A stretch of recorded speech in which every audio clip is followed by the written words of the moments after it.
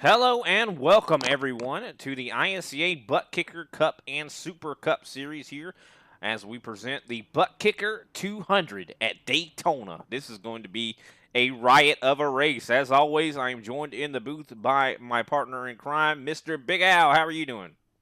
Doing pretty good, Brian. Just getting excited, man. Got this Daytona race going on here tonight. Think we're gonna be in for quite a show.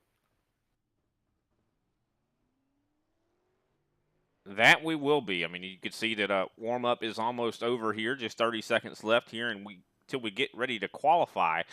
And how much weight do you put on qualifying at a track like Daytona, there, Big Al? Because I know you've actually been doing a little bit of racing yourself this week. Yeah, I think qualifying is definitely going to solidify. The biggest thing is going to be that pit position. So if you're wanting to pit up front, I mean that's going to be your best shot at qualifying. But if you don't care about where you're at in the pits, I think you don't qualify, Brian, and you kind of stay in the back to kind of avoid the recklessness that's going to ensue here. Because I do believe this is going to be a chaotic event. That it will be. I do agree totally here, as looks like warm up is starting to wrap itself on up here.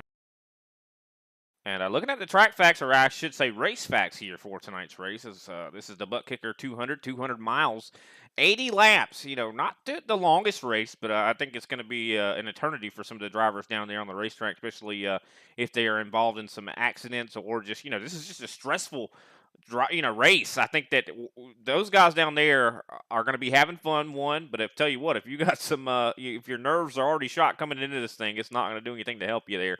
Stages are 16 and 32, so that'll be a good time for these guys to get some data. 4 sets of tires down in the pits. Fuel window is about 32 laps, so that last stage should probably see a green flag pit stop if we don't have any cautions. I know Daytona tires really usually don't matter very much. I know the most people have been taking left sides, but one thing you're going to see is some guys. I think I've seen some setups this week to where they get loose on the long run, and when you see that dirty air, if any kind of turbulent air that hits the front end of these cars or hits the spoiler wrong, could cause somebody to get loose, and that could be we could see some accidents here tonight, Big Al.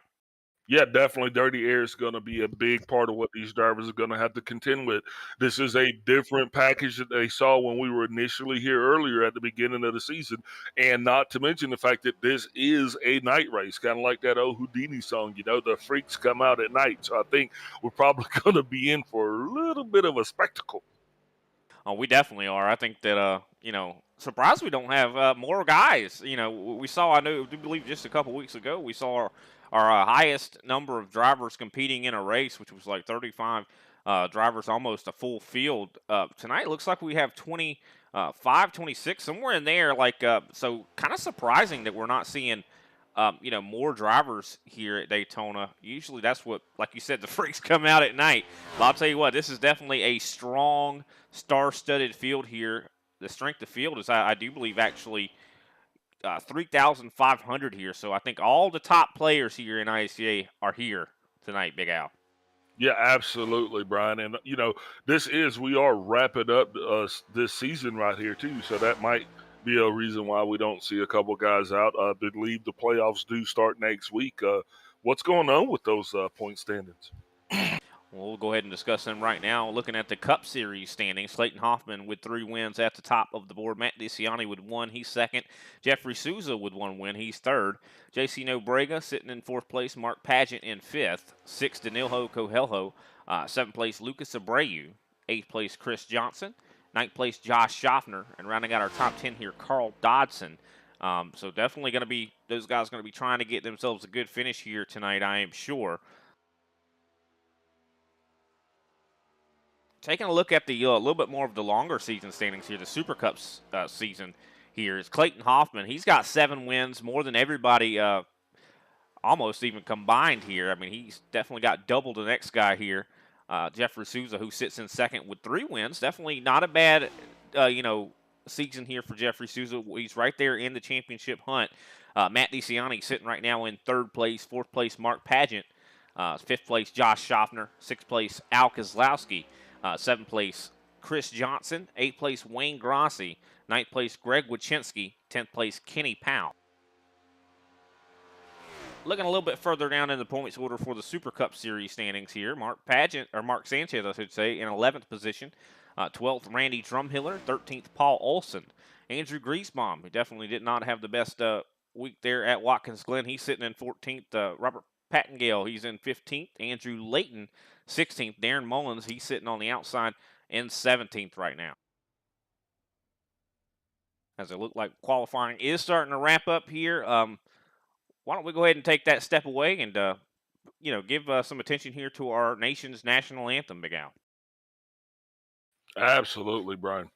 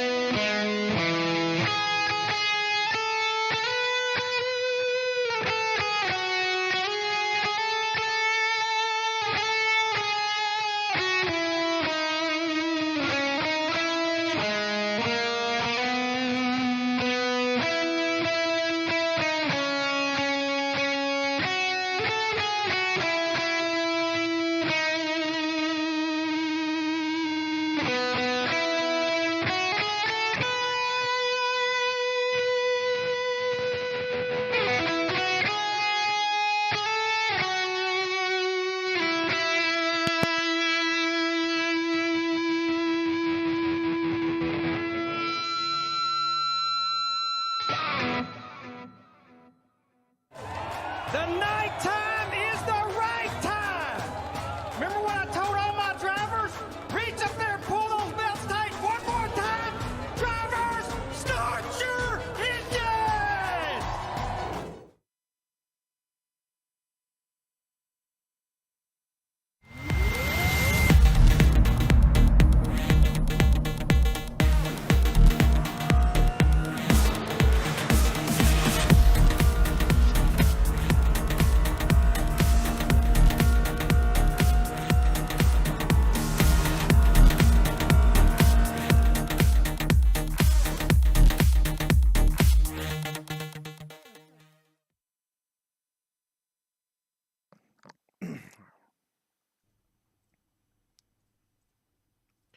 And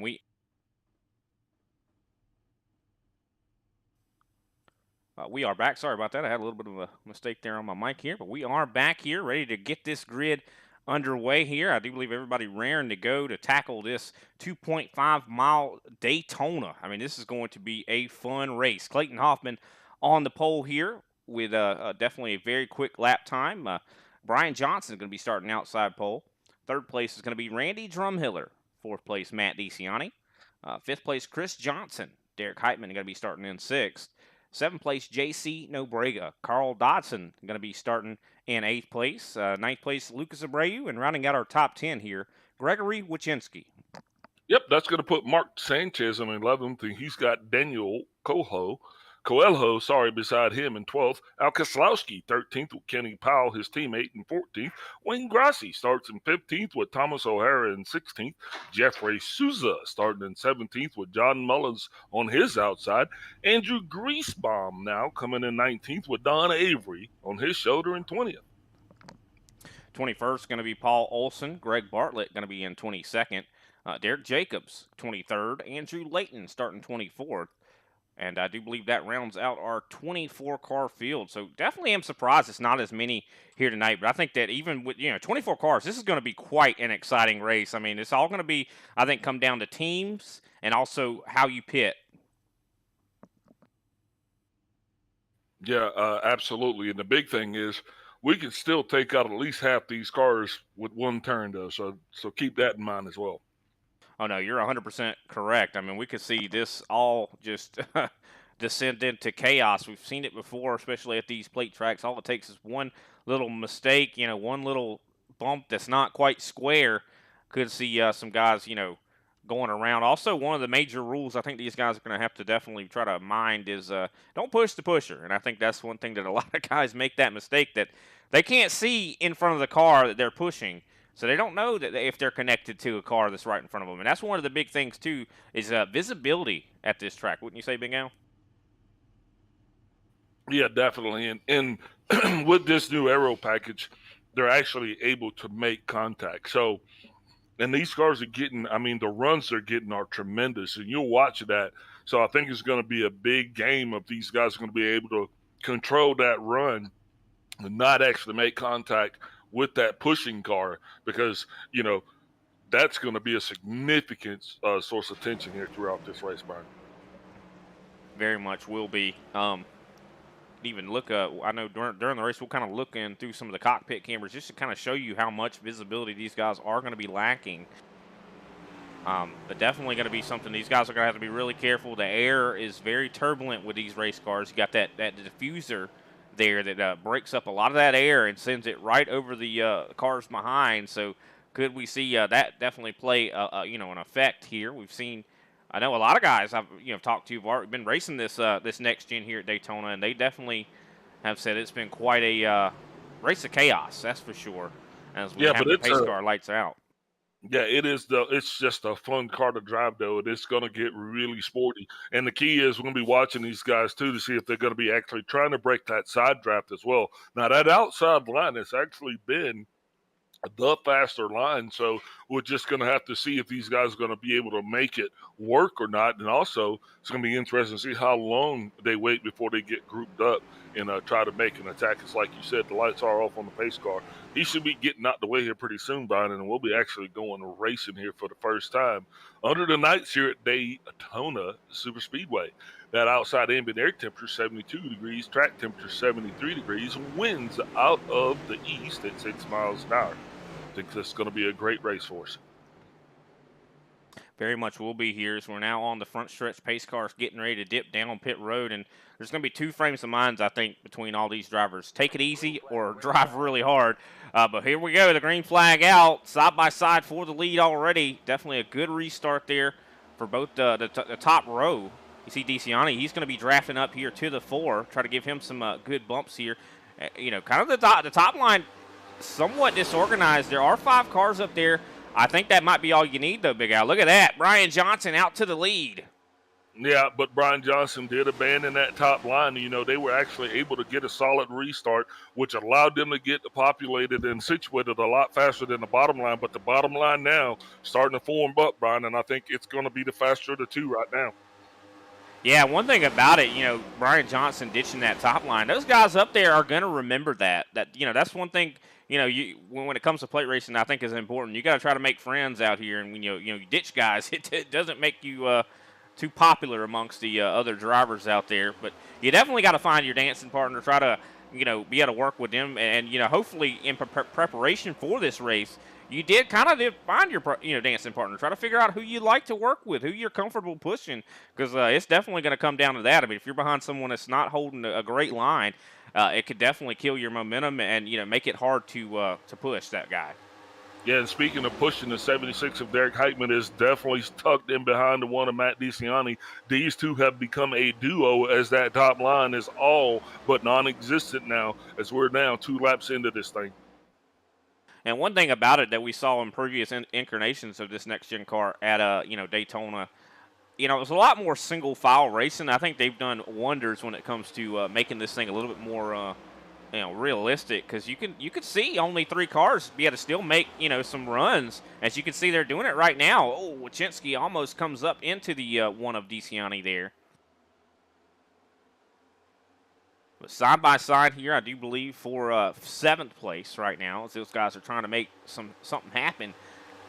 Just a lot more momentum up there on the top line, but definitely takes some organization, some teamwork to make that work here. And you can see that EPI definitely working together right now, especially DeCiani and Derek Heitman. Those two sharing sponsorships with Elite Performance. So no wonder they're working together. You see, I do believe some other guys are starting to work together. It's all about finding your dance partner and figuring out the tire data, figuring out what the fuel's going to look like. And, of course, that's what this first stage is going to be for these guys. I mean, man, these guys are definitely hitting some blazing fast lap times here. Best lap so far, I do believe, came from, I do believe it might have been Randy Drumhiller here, if I'm not mistaken.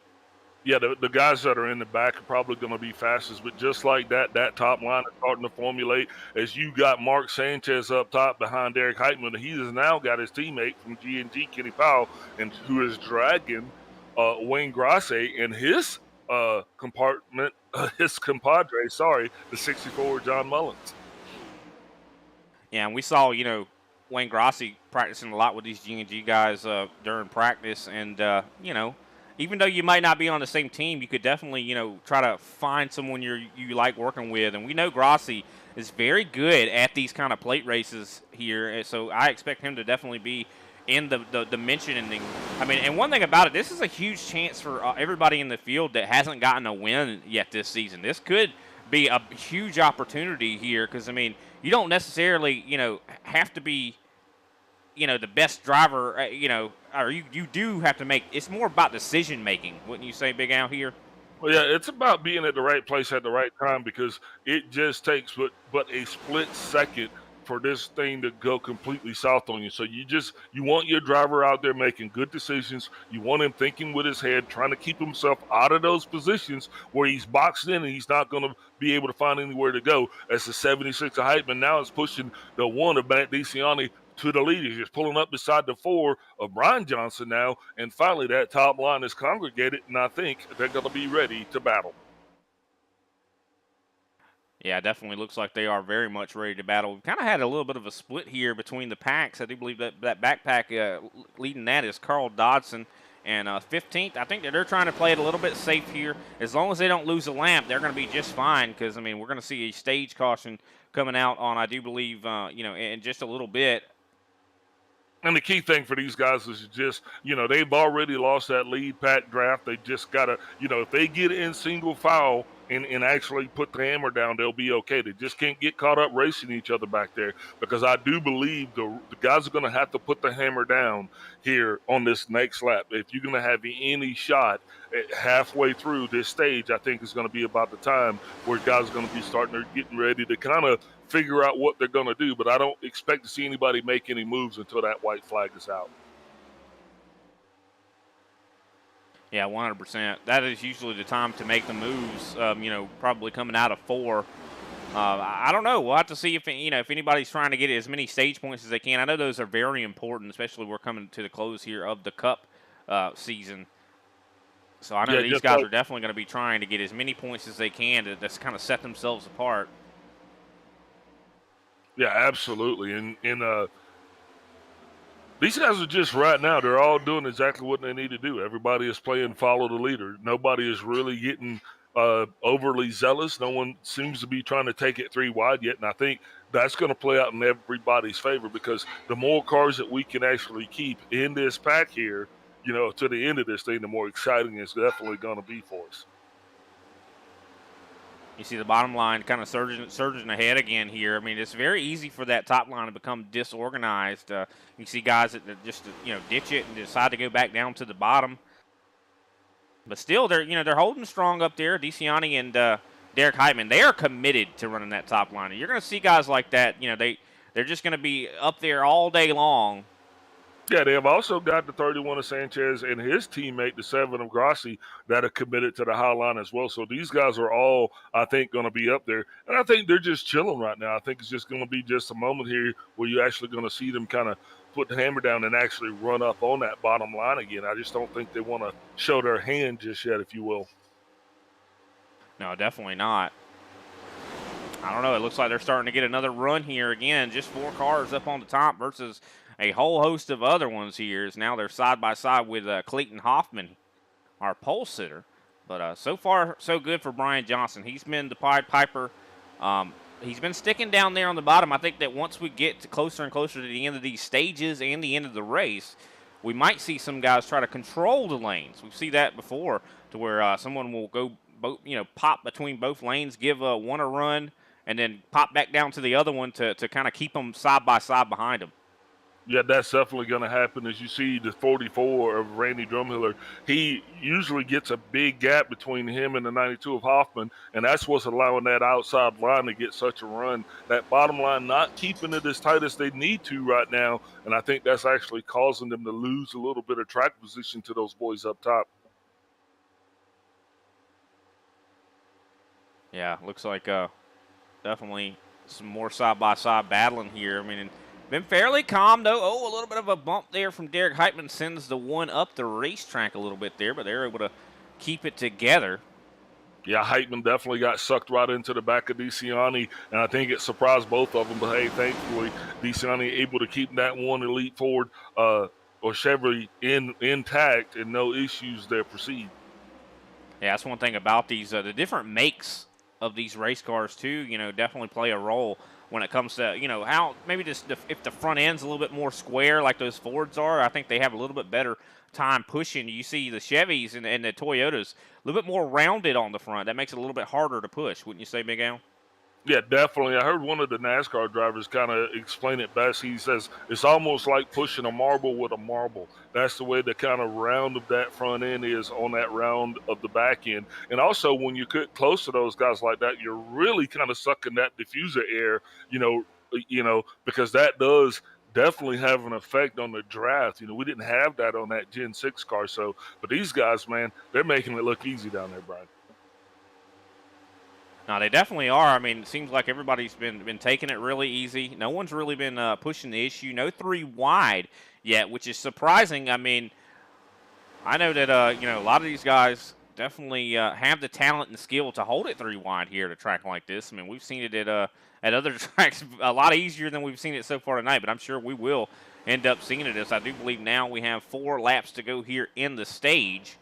Yeah, not sure what just happened there, but Wayne Grossi actually got out of his place in line. He dropped down to that bottom line, and now he's going to find himself coming up behind the 22 of Daniel Coelho. So now that top line is really going to start to suffer. So I think you're going to see probably somebody from maybe 3rd or 4th pop out in the high line, and that's going to allow those guys to kind of drag up, because if they don't, it's going to be the Hoffman-Johnson show there to the end of this.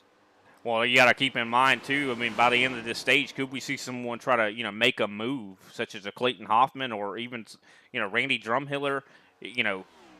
That's when you're going to see the moves. On that last lap of the stage, last lap of the race, that is when the moves will be made. And there's a lap car there. I do believe that's Andrew Griesbaum.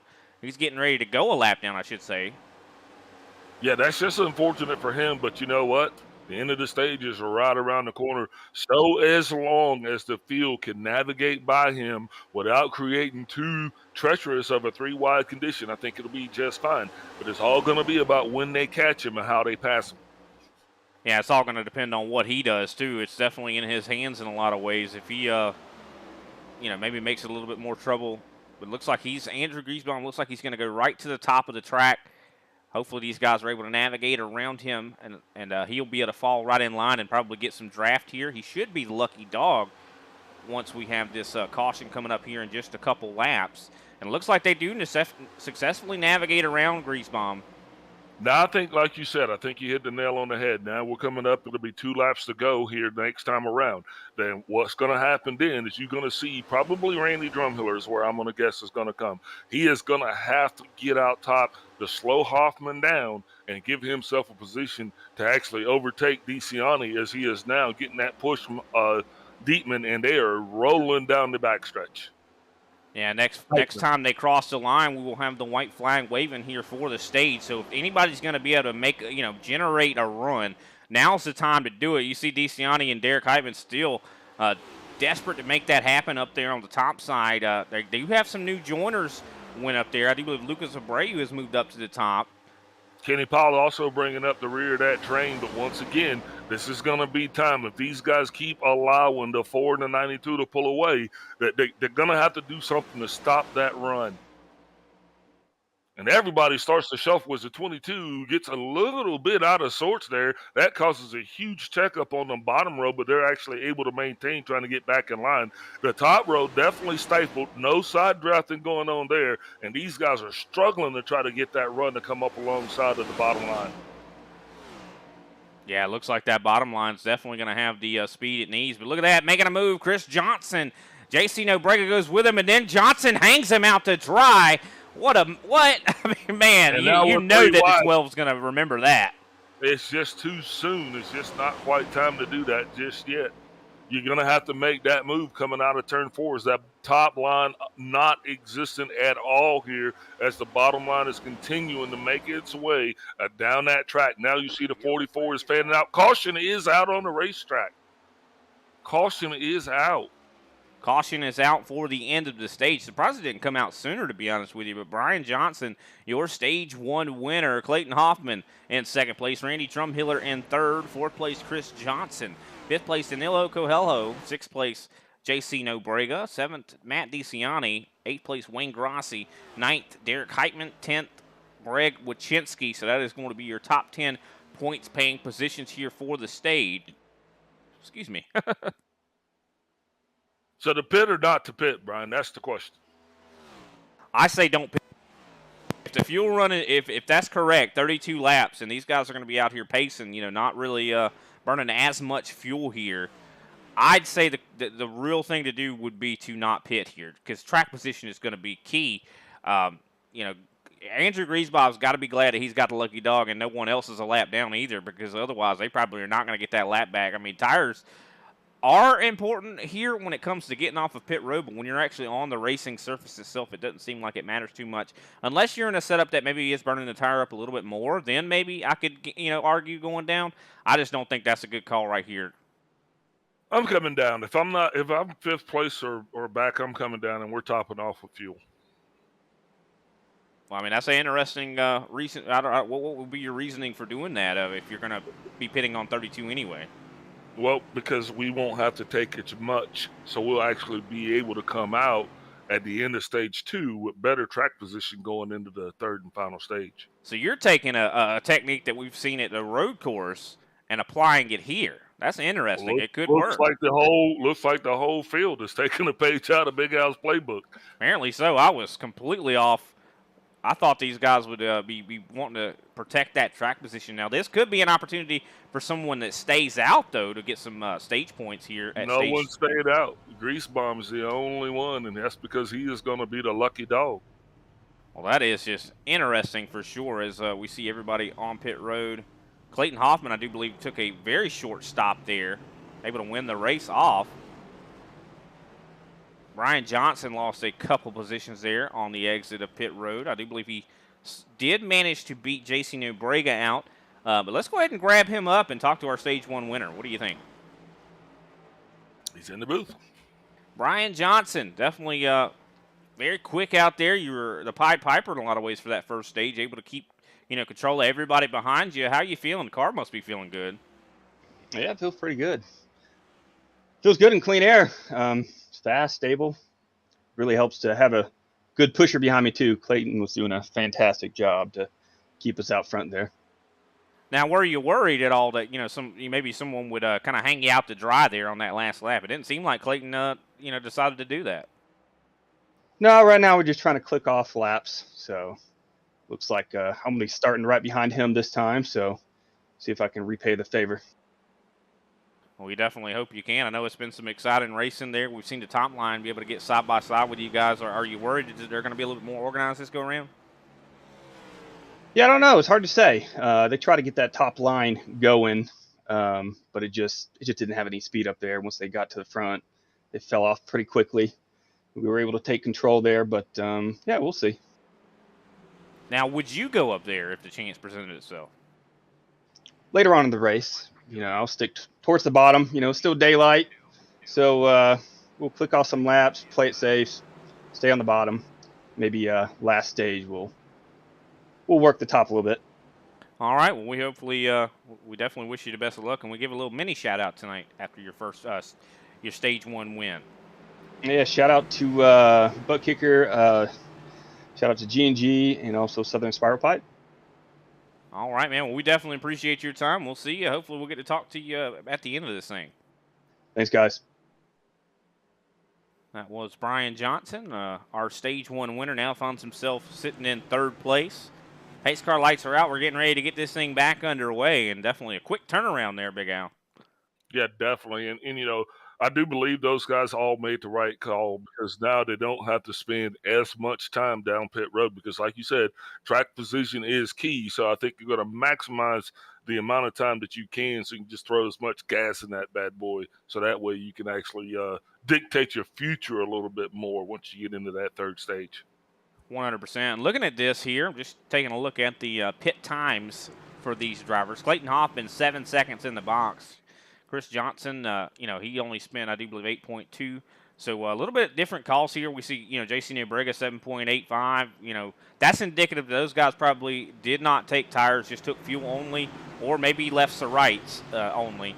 But Clayton, we see Brian Johnson, I do believe, did take left sides. Well, let's go ahead and get this thing back underway. Pace car getting ready to go back down pit road and kick it off. Clayton Hoffman has got the field in hand once again. Green flag, green flag. And there it is, green flag back out in the air. Not a great start there for the top line.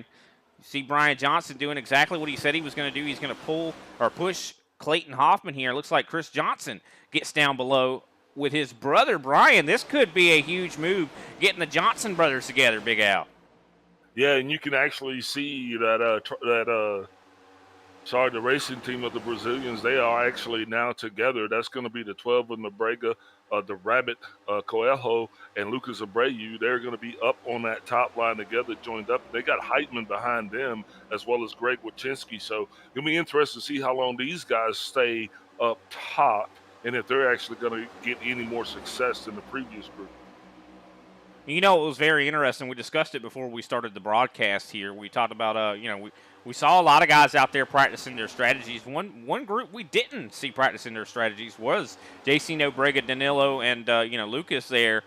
They really, I guess, secretive on what they were planning here. So could they have something up their sleeve? Well, definitely they are up top now, so it is definitely probably showing their hand. I think the bigger question is going to be if these guys are going to stick to that top line or if they're actually going to migrate back and forth. We'll have to wait and see. I'll tell you what, though, the bottom line's starting to get broken up. Greg Wachinski dives down in front of Kenny Powell. I bet Kenny was a little bit scared when he did that, but, I mean, maybe, you know, guys on the comms, a lot of these teams are talking to one another. They're like, hey, you're clear, go. You know, this is the biggest track for communication. Yeah, you can count on it. But just like that, Powell almost runs into Wachinski, which caused kind of that a whole little I'm at a loss for words. Big Al's at a loss for words. Somebody check the time. But it kind of caused that chain reaction right there to a little bit on that bottom line. And that's what we were talking about earlier. A lot of drivers are going to have to deal with that because when you get sucked into these cars, man, you get closing with so much speed that sometimes I think it's probably going to eventually even cause us to have 3 wide conditions here, Brian. Yeah, 100%. I mean, one thing about it, the closing rate on these cars, especially when you got that draft, is quite high. And you know, we talk about, you know, this is a track where the leader, he don't have to lift. You know, like you see JC Nobrega, he's not lifting. Clayton Hoffman, he's not lifting. But everybody behind these lead line cars are lifting somewhat to try not to run that guy in front of him over. Because, I mean, the closing rate in the draft is so high, you got to be really careful. That's why we see a lot of these gaps, you know, right here, because a lot of these guys are a little uncomfortable. You know, you don't want to be really pushing too hard. I mean, we talked about pushing the pusher. Yeah, and you know, you mentioned it earlier too. That the big thing is also is having that guy that you're comfortable with. Now, we've called races before, you know, and I won't mention, you know, what leagues, but we've seen guys out there that other drivers didn't trust. And when the guys don't trust you, I mean, you can really see it. But so far, it looks like these guys all doing a very good job of dancing together. And that's going to come in that's going to be very important once we get into those green flag pit stops, Brian. Yeah, because I talked about communication being really, really a key factor in races like this. I mean, all these guys are talking about what their moves they're going to make. You know, when are we going to pit? This is chess on wheels here. That's what Daytona is. I mean, that is, oh, wow, a little bit of a wiggle there, I do believe, from the one of Matt DeCiani. He's got Wayne Grossi behind him, and looks like those guys maybe not handling well right now. I mean, it could be You know, we saw some guys only take one set of tires, some guys take no sets of tires. Could tires even be playing a role? As look at that, Wayne Grossi goes underneath Kenny Powell. Powell switches lanes. Al Kozlowski has been having a quiet race tonight, and looks like he is now making his way up into the top 10. This is a race where I would say Kozlowski is at his most dangerous. Maybe not, you know, you could either take that positive or negative. I mean, he is going to be a threat to win a race like this, Big Al. Yeah, definitely. You know, this is one of those tracks that does make winners. You know, it's so complicated, man, and everything has to be correct in order for you to get a win. You know, wins are very elusive for a lot of drivers, but this is one of those tracks where if you hold your mouth just the right way, she might throw you a W. Definitely could. I mean, we'll have to wait and see. I mean, it's just all about really decision making, and you're only as good as the guy that's in line with you. I think that's the best way to describe it here. Is the top line still trying to make moves? JC Nobrega leading it. They keep getting some runs, but then I don't know. I mean, it seems like they're having a little bit of problems here. I think looking at Danilo, I think he's the one that's kind of struggling a little bit here. He keeps having to back off of the gas. Maybe a little bit of a loose condition for that race car. Al Kozlowski with a power move, almost, I think he thought better of it, but he did test the waters a little bit there. Tried to go up there in front of the 12. Now, I know I talked to Al Kozlowski yesterday, and he said that, hey, he's going to do everything he can. He doesn't, wrecking the 24's around. And the yellow flag is out. Kenny Powell hitting the outside wall here at Daytona. Let's take a look back at this accident. Grossi was also down pit road. Not sure what's going on with him.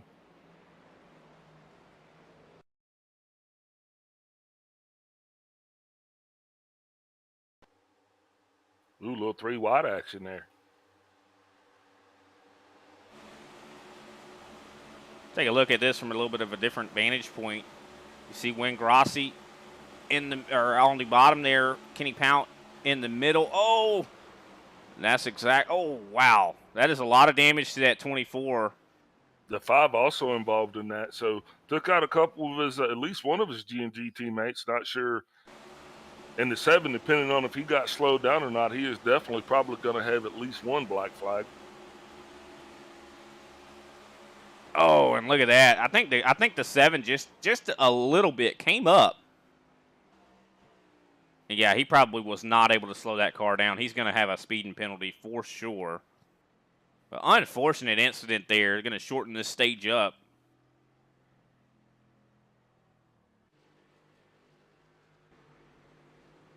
To pit or not to pit?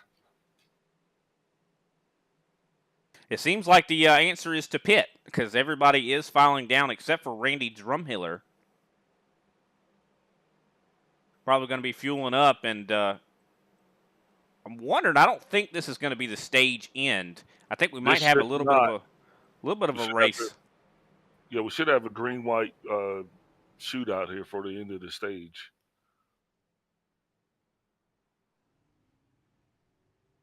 Should be 1 to go, right? I know the stage ends on 32 going to 33, so I think we are going to have, like you said, probably a green-white checkered here, and that is not the conditions that any of these guys up front are going to want to be in, because, you know, that just it cranks up the intensity, wouldn't you say? Oh, it's going to breed just probably one more wave of that yellow flag because, you know, these guys are going to be beating and banging just pretty much just trying to get as much stage points as they can because even though one season is over, the other season is still in its peak. So, man, still got a lot of racing left to go here, bud. That we do, and what a power move there for Randy Drumhiller. He's definitely going to be going for the gusto for some of those playoff points and, you know, has been showing some significant speed out here. You know, one thing about a track like Daytona, you know, setup doesn't quite matter as much as other racetracks, which is kind of interesting. I mean, yeah, you can definitely miss the mark completely, but I think a lot of these guys definitely are pretty much equal when it comes to, you know, the amount of speed they have. Like I said, I think all of this is going to come down to decision-making and communication here. But Randy Drumhiller definitely making a call here. No, he looks like he's going to be going back down. He's going to be going down pit road. I thought he was making a play for stage points. Does not look like that's going to be the case. So that's going to give Clayton Hoffman the lead back here. Man, and he's got a whole crew coming down pit road behind him. These guys definitely showing a little bit of their strategy, Brian. I think they're going to possibly come back down at the end of the stage, or maybe not. But they'll definitely be gassed up and ready to go, right? Yeah, definitely. I mean, we got 32 laps on a fuel run here, so this final stage, guys are going to have to pit. So if you, I definitely could see when the caution comes out for stage 2, we could see him come down and get it just to top it up, just to give you a little bit of extra breathing room, and also make it so you don't have to spend as much time on pit road when you have to actually make those green flag pit stops. The caution or the pace car lights are out, so we're getting ready to get this thing back underway. And a little bit lighter of a field than we saw before, Big Al. Some guys hurt. Quite a few guys actually taking advantage of that late stage pit there, the 76 to 42 to 77. Yeah, these guys been running together. Also the 14 and Jeffrey Sousa. They kind of been hanging back in the back, running together as a pack, trying to avoid that big one, if you will, so they don't get caught up. So they'll definitely be available at the end of this thing. So it's good to see that, and I think that's probably going to work out in their favor. Yeah, a lot of guys taking advantage of that caution, too, getting some damage repairs. Kenny Powell, one of those guys, spent a lot of time down pit road. Tremendous damage. I know Wayne Grossi also did the same to those guys, now catching up to the field here. Pace car getting ready to take it down pit road. Now, Grossi did appear to get his damage fixed, so I think he should be, back up. But I know there's no way Powell got all of his done. Johnson now leads in that Geico restart zone, and we are underway. Clayton Hoffman wasting no time, putting his nose right to the back of the 4. Chris Johnson up high, waiting on any opportunity to go low, but he's got John Mullins coming down on the inside. Is going to prevent that from happening, but he is being pushed right now by the 88 of Kyle Kaslowski. Yeah, it looks like the bottom line definitely sticking to their guns, staying down there. But just 2 people up there. Interesting to see this. You expect on a green-white checkered everybody to be really going after the gusto here. And next flag, next time these guys cross the line, white flag will be waving. Yep, and just like that, they are back exactly the way they were before, with the 92 pushing the 4, Brian Johnson. I don't think Clayton Hoffman is definitely going to leave his teammate out to dry, but he is going to have that horde coming behind him, because these guys are going to slowly close that gap up to make it tighter. And then I definitely think you will possibly see some cars fan out towards that last lap there, maybe around turn 3, turn 4. Yeah, speaking of last lap, we are on the last lap of the stage here. These guys are going to be trying to get as many points as they can. I know the way that the kind of the cookie crumbled there for Brian Johnson, definitely going to be really good for him. Oh, look at a lot of blocking going on back here. Kenny Powell. Wow, a lot of guys trying to make some moves here. Looks like Powell has gotten a lot of that damage fixed, but it looks like he is all by his lonesome up on the top. Yeah, it's going to make for a long night for Powell.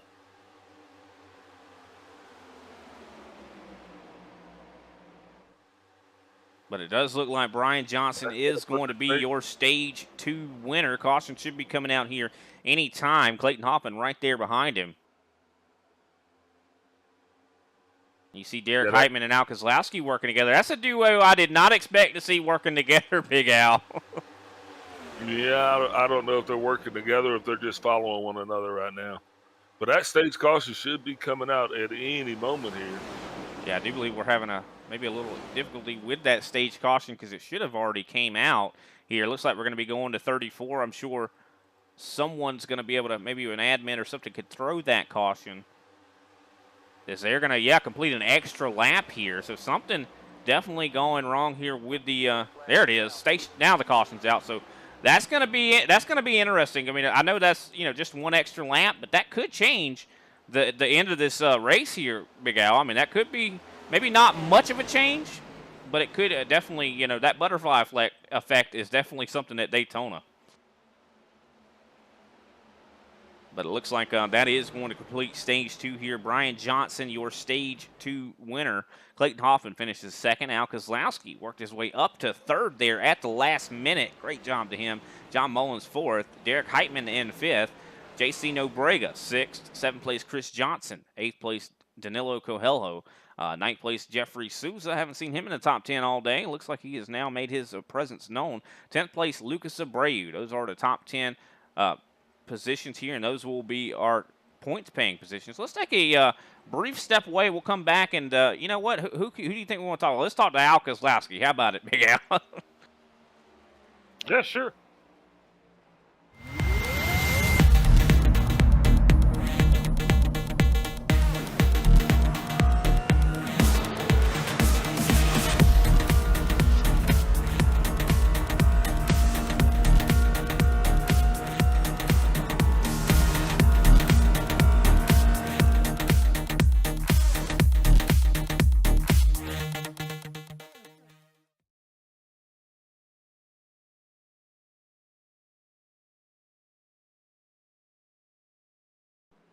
You got to pull me up and put me back down. We're back, ladies and gentlemen. You already hear the voice of Al Kozlowski, a familiar voice indeed. Big Al, you want to talk to Mr. Kozlowski? Absolutely. So, hey, Little Al, how's it going out there tonight? Man, it's rough. I'm trying to be patient. You know, I thought I was going to work my way to the front. That's got a few friends up here, but I think we'll be all right. We'll be leading this thing here shortly. So, why the decision to stay out and not pit right here?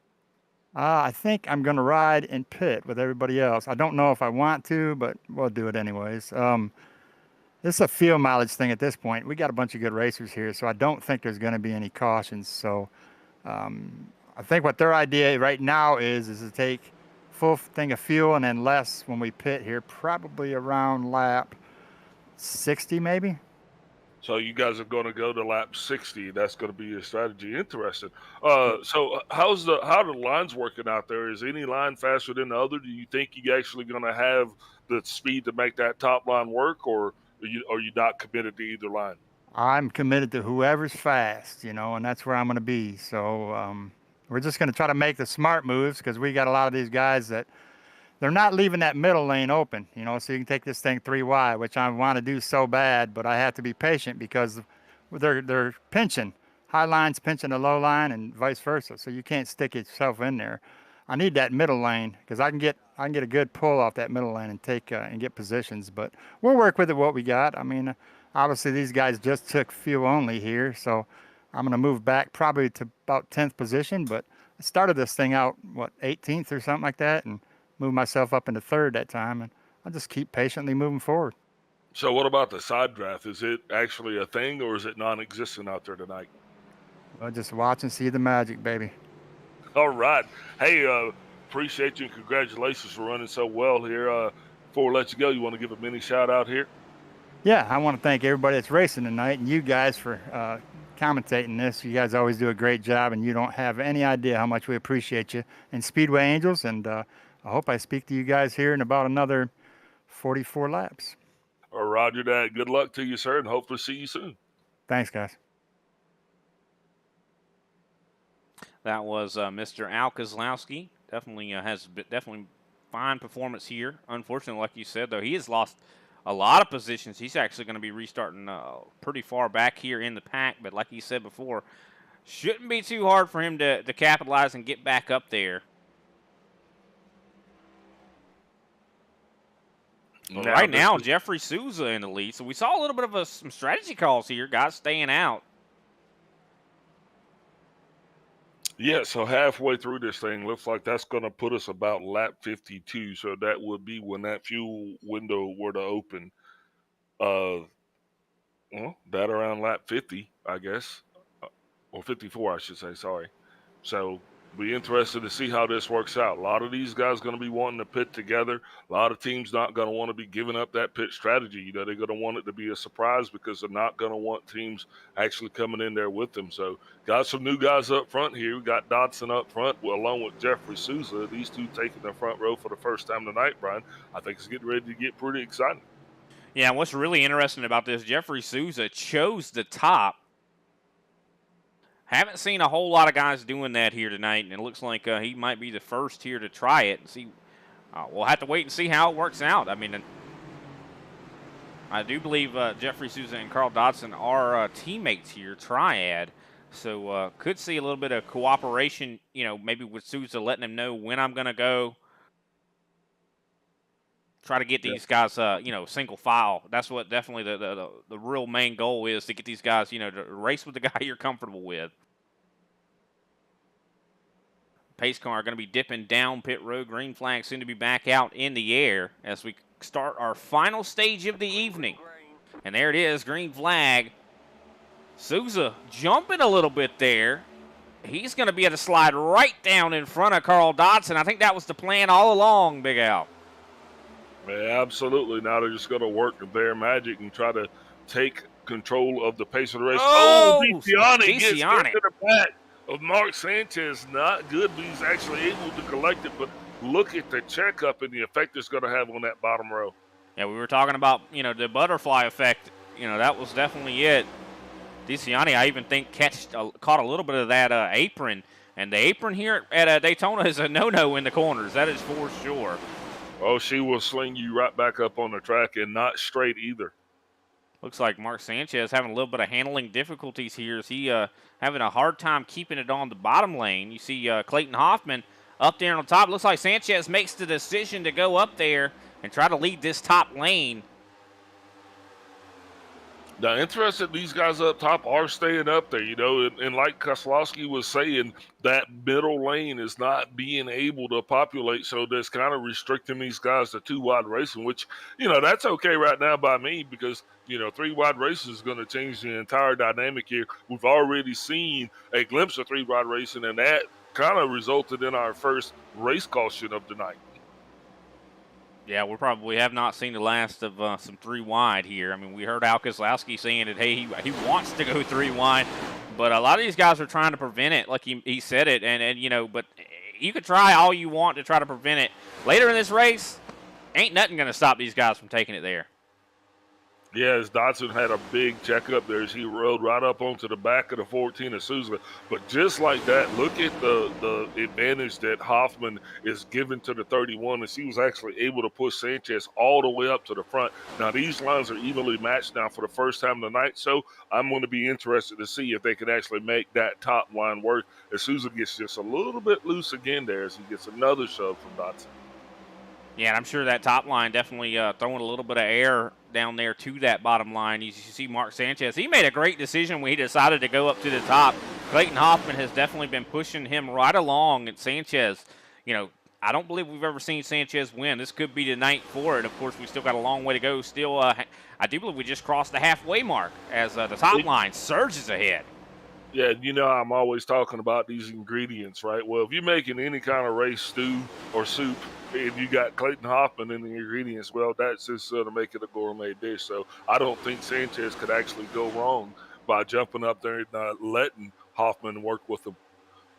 Bottom line starting to get a little bit more momentum here as we see Greg Wachinski and John Mullins have decided to go down there. So definitely some switching up here. I love the call here from Mullins. They saw that bottom line struggling. Souza was struggling to lead it. So, I mean, Mullins was like, hey, let me try to take advantage. And it looks like they've invigorated that bottom line, Big Al. Yeah, and we are halfway through this thing, so it is just time for these guys to start to form up. A lot of guys up in this pack here racing hard. You even see the likes of Paul Olson up in the top 5 right now. He's getting a huge run up on the top there, up to the back end of Clayton Hoffman. It looks like someone else just dived down to the bottom. I do believe that might have been the 22 of Danilo. Yeah, he definitely dropped down to that bottom line and seized that opportunity to try to get that line back up to the front. It didn't weaken that top line because, like you said, Olsen just pulled up the slack here, and that top line for the first time tonight is surging out ahead.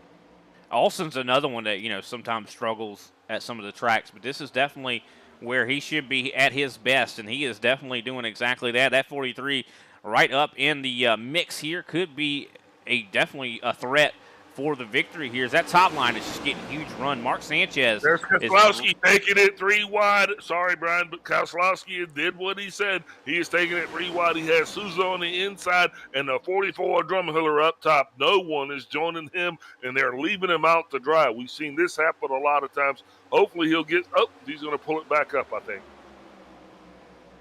Yeah, you see also coming up here into the top 12 right now, Derek Jacobs, a name we don't get to talk about quite a bit because he's usually one of the back markers. But, man, he has definitely came out here to play here tonight. Also, Andrew Layton right there in the mix, pushing him along. That top line is well populated. I think that's for the first time tonight. The top line has more people than the bottom.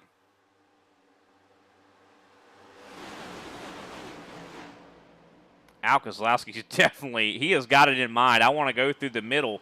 But the thing is, he's not going to be able to do that. I mean, no, unless he has someone to go with him. Looks like he's thinking about it again. He's wanting to go in the middle of Randy Drumhiller. There's just enough room. Al Kozlowski almost, I think he could have went down to the bottom if he had liked there. Might have been a good decision, but Souza closes that door. I think Al's just trying to find a way to get around. He's trying to change his current status. I don't think he likes it. I think he thinks he's faster than the guys that he's running right now, and he's just kind of stuck. So watch for him to do something maybe a little risque in order to change his position. Yeah, I don't know. Risque is not the thing to do here right now. I mean, we have not even had a green flag stop here. These guys are not clear to make it to the end quite yet.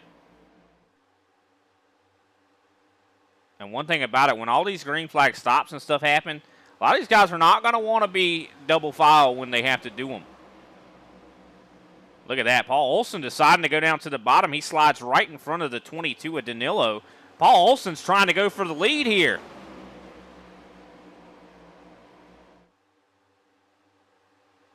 He is definitely making some hay down there on the bottom. He is definitely giving them guys a little bit more speed. Just depends on if the 22 is willing to really push that 43. But still, Mark Sanchez probably having a season-best performance right now. Been running that top line. It looks like Clayton Hoffman is more than content to sit behind that 31. Clayton's been he's been pushing all night, so I think he's waiting on the right time. He can afford to finish second in the stages, but I think he's definitely going to want to finish first in the race. Well, yeah. I mean, and he also got to keep in mind that he's won a lot of races. Kozlowski 3 wide. Kozlowski 3 wide. Sorry. He just went 3 wide, had a little bit of contact there with the 43 as he was trying to split the 43 and the 44. That was sketchy. Definitely very much was, and he now slides down right in front of the 43, now controlling that bottom line, but I think that took a lot of the momentum out of the bottom line here. Derek Jacobs, look at him, man. 6th place right now. You love it. Talking about guys you don't get to talk about often. But, man, look at now Jacobs goes down to the bottom right in front of Al Kozlowski.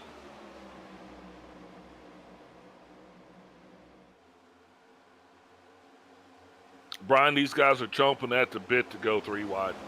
Al Kozlowski's definitely been the main one here, as there's barely any room, but he is able to do it. One thing about these next-gen cars, they seem like they're a little bit wider than we've seen in previous, incarnations of the race cars. So it's harder to go 3 wide here to track like this. Plenty of room, plenty of room. You can get 4 wide up here. Come on now. I don't know about that. Maybe at Talladega. I'll tell you what, Al Kozlowski's desperate to improve his position. Oh, he's getting really loose there. Almost goes up into the top line and wrecks some of those guys. Luckily, that was not the case. He was able to correct it just in time. Al Kozlowski's bobbing and weaving like he was fighting Mike Tyson there. I mean, he's kind of – we might have to do a field sobriety test on this guy here. But Mark Sanchez, he's probably feeling like he's the safest man right now, because that's one good feeling when you're up there in the lead. As long as if you trust the guy behind you, and I would definitely have a lot of trust in Clayton. I know that he's very talented, very precise with his inputs. And as long as I'm doing what I need to do right and I'm holding a predictable line, I would trust Clayton. But I'm telling you, I mean, it's got to feel good, though, because Mark, if he sees them all in his rearview wreck, that's less competition he's got to worry about. And exactly. He has got, that's the vantage point that you want to have, just seeing the calamity behind you and not the confusion ahead of you. So as long as he can keep the chaos in his rearview mirror, I think he is sitting in the best place to be. And, the top line is definitely proving its way. But, I do believe it's just going to be a matter of time here before we see this thing open up. And I think it's probably going to open up after we get to those green flag pit stops, because that is definitely going to start to shift things up a little bit. It's definitely going to make the madness start to be ever present here as we see the JC Nobrega really doing a great job there leading that bottom line. Andrew Griesbaum for the first time. He is up in the top 5. Yeah, and you look at, like, Paul Olsen is 22 laps on this stat, so right now he is 10 laps away from actually having the pit, and so that's going to be a challenge for him as well. We got quite a few. I think we got 3 different pit windows of opportunity that are going to be open, and so that's going to make things exciting for us back here, Brian, trying to figure out who's going to pit when, who's going to go with who, and then how much time they either lose or gain on pit road, because the thing is, you got to get these things slowed all the way down in order to get there on pit road. So we might even see a couple drivers incur penalties for speeding and such. Oh, yeah, 100%. That's definitely going to be a thing where we could see, especially when you have guys that are right there behind you, pushing you pretty much essentially when you're going out. You're not going to want to go down pit road alone. That means you have to be really on your P's and Q's. If you slow down a little too much coming on pit road, that could even lead to an accident on pit road that won't bring out a caution. Very, very true.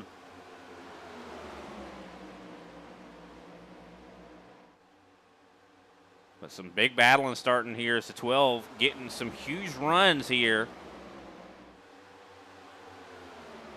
JC Nobrega now finding himself all the way back up to second place now. This is the highest that JC has been all day, and he has got his teammate, the Nana Lucas Abreu, right behind him, and now he is going to be drag racing Mark Sanchez for his share of the lead. As these guys are coming down the backstretch now, and they are almost side by side. Sanchez still has a little bit of an advantage, but there goes Clayton Hoffman. He is shoving Mark Sanchez through the turn.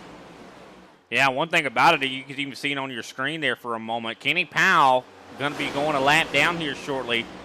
This could be a precarious situation just considering how aggressive all these drivers are being right here. Is there room for a lap car? Will these guys give up the real estate? Yeah, absolutely. I think Kenny's going to go high, and these guys should be able to get around him just fine. But now, this might be a time for guys to start to make a move. Well, moves are definitely happening here. Al Koslowski now going to be trying to pull back up onto the 9 of Abreu. And it looks like Kenny Powell sticking on the bottom here. This could definitely be a problem, but I understand, a lot of times, oh, look at that. Clayton Hoffman ditches the 31 of Sanchez, drops down to the bottom. He stuck with Sanchez for a long time. Look at Kenny Powell all the way down onto the apron to try to avoid these guys, and I think he's actually taking it down pit road. But now Clayton Hoffman in the lead. And we talked about it before, how this race is all going to be about your decision-making. Clayton just made a heck of a decision right there. But just like that, look at how the pendulum swung, because now that bottom line, is 5 cars to the head of the high line there. Mark Sanchez looks like he just got punched in the face. He's still trying to figure out what happened. He's probably like, why'd you leave me, Clayton? But, the top line still has a good run of momentum, but we're seeing a little bit of a top 3 breakaway here as Clayton Hoffman, JC Nobrega, and Lucas Abreu starting to pull away a little bit here from Al Koslowski. It looks like Al is going to be able to still maintain that draft and catch back up.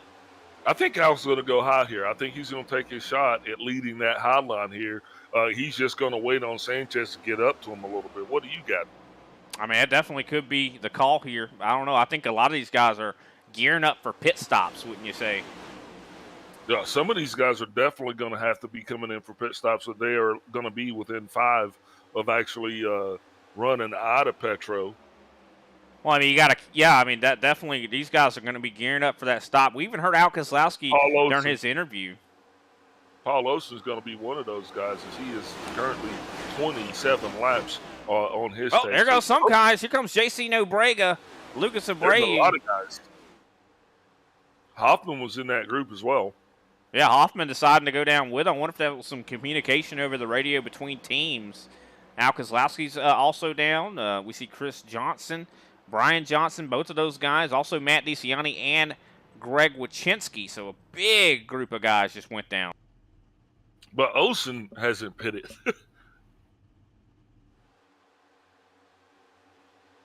I guess there's Olsen definitely some guys that are in danger of running out of gas here. But, I mean, I don't blame him. I mean, I'm surprised, though. I am surprised Olsen didn't pit there, considering a lot of his teammates just did, Brian Johnson and Chris Johnson.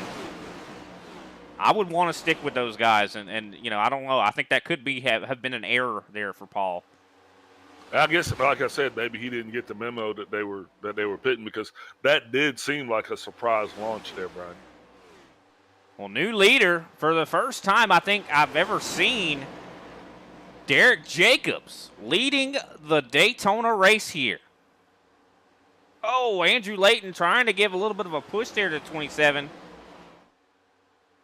Almost that was definitely not a square bump there from the from the 84. That looked more like a shove there instead of a push, man. Well, I do know Layton and Derek Jacobs are, you know, friends, so I would not be surprised to see the 84 really wanting to help him out. That high line now all but dissolved as you see Mark Sanchez still holding on to what could have been, as he has now got Paul Olsen coming up behind him. Olsen currently going to be 30 laps on his stint, so he is going to have to be getting down to that inside line here on rather this lap or the next two. Yeah, I think a lot of these guys are going to be thinking about going down pit road here very, very shortly. But interesting decisions here from a lot of these drivers. I mean, I wonder if we're going to see a mass, you know, migration down to pit road from all these drivers here in this pack here. As we're getting ready to have, I do believe, 22 laps remaining.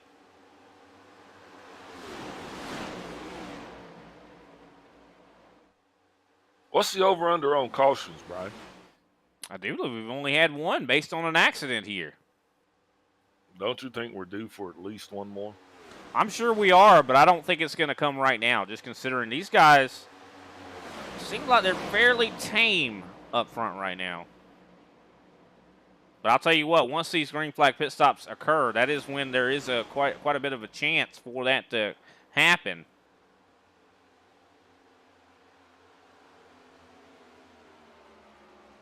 But so far, so good. This has been a very, very clean race. We expected it to be, you know, chaotic. Of course, there is going to be a big one. We've seen one accident, and I don't consider it to be a big one. Look at this. John Mullins and Andrew Layton here having a little bit of a, I'd say, disagreement. And there it goes. Looks like Andrew Layton going to be bringing it down. Derek Jacobs brings it down. Bartlett's also coming down pit road. Sorry, Greg Bartlett in the 77 car. We hadn't called his name out tonight. Oh, no, he's actually still on the racetrack. And right behind him, you got our previous leader there, the 76 of Heitman. Yellow flag is out. Trying to see where this yellow came from here. Was not good. Don't see anybody wrecked on the racetrack here. Well, check the 11 and see if he... I think it might have been grease bomb here. Could have been. I don't know.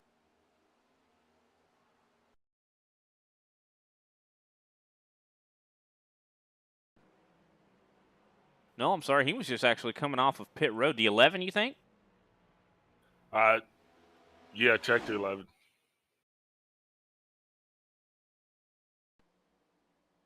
I don't believe it was him either. He actually just was coming off of pit road. So kind of a phantom caution there. Not sure. Yeah, I do believe it was the 11 of Don Avery. I'm not sure if he's... Let's keep an eye on him and see if anything happens. See, he was coming off pit road. Looks like everything was going fine.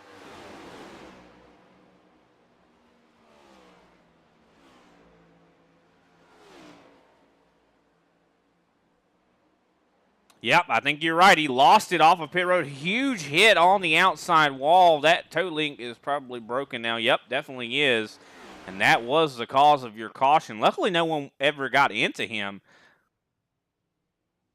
That could have been a bad day if those guys had hit him at speed. Now, you remember Don Avery. He was. We were talking about him a little bit earlier in practice. Now, I'm not going to say what you said, but just unfortunate for him to actually go out like that, because that, and we actually saw a similar thing happen at Charlotte. If you remember that yellow line exiting pit road right there, it will throw you up there. Well, I think the whole thing is, I mean, maybe he could have maybe didn't take tires, because I know that, like I said before, tires don't really matter on the racetrack here at Daytona. You can have a lot of pace and still be just fine. But the left tires get you out of the pit, right? Yeah, the left tires are the ones you want to take to help you get out of the pits. But if you took rights or didn't take tires at all, it is very difficult to maintain a high pace coming off of pit road there. And I think that's probably exactly what happened to that race car there. Unfortunate for the 11, but I mean that's an error. It's embarrassing in a lot of ways, and I feel bad for the guy, because I mean, coming off of pit road, that is not the time you want to make a mistake like that. Well, and this is definitely going to change the pit strategy. It's going to affect the outcome of the race. So there's no other way to say that. A caution coming with just 19 laps to go in this thing. And, this racetrack, the old saying, I don't even want to say it, but it's something about cautions and cautions. You know what I mean? 100%. I mean, cautions do definitely breed cautions. And, one thing about it, everybody's good on gas from here. So it's really just all going to be about, aggressiveness, I think, in a lot of ways, and teamwork. I think that the moves are going to be made here very shortly. Yeah, it's going to be in someone that's in a very precarious situation is our leader, the 88 Al Kozlowski with that Speedway Angels Chevrolet, because he's going to have Clayton Hoffman starting alongside him, and you're going to want to get in front of Clayton as fast as possible, because I think that's going to be the premier pusher right there at this stage in the race. So he's going to have Lucas Abreu starting behind him, and I think it's just going to be interesting to see if Al goes low or goes high or stays low. Yeah, definitely. I mean, and Al made a good call here, staying out. I do believe pitted 6 or 7 laps ago. So he's good to make it to the end. Tires aren't going to matter that much. But one thing about it, I know that I was talking to Al a little bit the last couple of days, and in practice and in some of the races he's been competing in the A Open, he's been getting looser on the long run. Could that be something that plays a factor here? Yeah, but he's also capable of making speed. I mean, so I think that's going to be another thing, is he's got one of the fastest laps, or if not the fastest lap on the racetrack so far, putting down a 45.481. So I think Keselowski, he has a shot definitely to win this thing. He just has to be real smart and play his cards the right way so he can actually kind of keep that target off his back, if you will. And it's all going to be about who's going to be willing to push Al. If you've made enemies of anybody all season long, this is the race where those guys are going to remember that. And if they decide they don't want to push you, then you're dead in the water. Yeah, I got you. I mean, because this is all about coopetition, if you will. Well, Keselowski's got a strong team, though, also. So, and then there's that. It's going to be about, if Brian Johnson can get up to him, you see Greg Wyszynski's also there. They just need to get together. Yeah, lights are off on the pace car. He's getting ready to get out of the way. Keselowski will be leading us to that Geico restart zone for the first time tonight. We'll see if he actually launches at the entry or if he waits a little bit. Al wastes no time in getting it going there, and that's going to give him the lead that he needs to get up in front of the 92 of Hoffman. And he is definitely, I think that is the play for him to make, and he is doing just that, it appears. Yeah, I mean, I think Al Kozlowski left a little bit earlier because I think he was trying to give room for Clayton Hoffman to get down, but Clayton just did not decide to do so. Now Clayton Hoffman left high and dry up on the top. He's going to have to rely on Greg Wyszynski to catch up. We just saw Jason Obrega move down to the bottom. Yes, along with Chris Johnson, but Keselowski said it best. He was going to go with who was fastest, and now Brian Johnson comes up alongside Lucas Abreu. Keselowski now is going to straddle that fence, thinks better of it, stays low. Clayton Hoffman now coming up on the back of Chris Johnson. That top line is actually reformulated. It's G, G, G, and G all the way up top, and Keselowski takes his spot on the G&G throne. Yeah, he definitely moved up there at the right time, as we see now the bottom line being led by Lucas Abreu, JC Nobrega, and Danilo Coelho. So, I mean, that they also have some team orders down there on the bottom, but I think they're being ganged up a little bit. Unfortunately, though, I do believe Kenny Powell not really in this group up here, unfortunately. Thomas O'Hara actually right behind the 22 of Daniel Coelho, but the 27, though, of Derek Jacobs, that was the story. He got just a little bit loose there, had caused him to check up, and that is going to have a little bit of effect on that bottom line, as he has got a huge gap right now between him and the 117. Yeah, it looks like he's drafting right back up here. Oh, some big wiggling. JC Nobrega, those guys touching the apron here. Big wiggles, big wiggles. That's exactly what it was, is everybody scrambles, but everybody's okay. And looked like, just like that, we were 15 laps to go in this thing, Brian. We're looking at through Derek Jacobs' cockpit camera here. You can see just how hard it is to see right in front of you on these straightaways. I mean, literally, the yellow line gets blocked where you really can't see hardly in front of you here. Yeah, you want that lead driver to stay about a foot off of that yellow line just so the guys behind him can actually see it.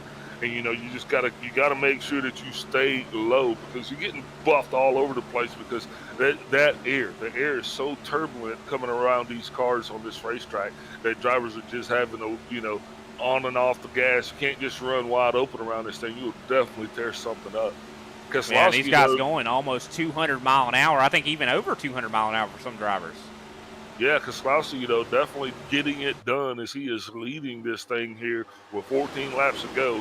And right now, if he can keep that top line organized, I think he the 27 and the 84 make a little side contact. That's going to cause probably that back line to check up again. 3 wide here. Derek Heitman in the middle with Paul Olsen up on the top. And here comes Kenny Powell. Powell's actually laps down, though, 7 laps down to be exact.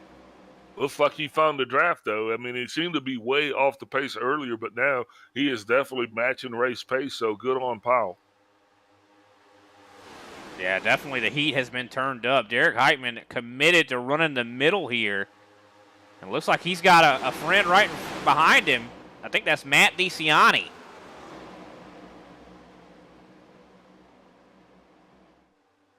Heitman just sticking right there in the middle. Oh, made a little bit of contact with Mullins. But if he can get this field kind of spread open a little bit, I think it would allow us to see some 3-wide racing. And that's what it's going to take to win this thing. I don't think you go into the last 5 laps side by side. I think you're going to have at least some sort of a 3-wide contention if you're going to want to actually get your name on that leaderboard, right? Yeah, I'm telling you what, it is not over until we cross that line at the end here. Anything can happen on that last lap. We still got a while to go till we get there. A lot of racing left.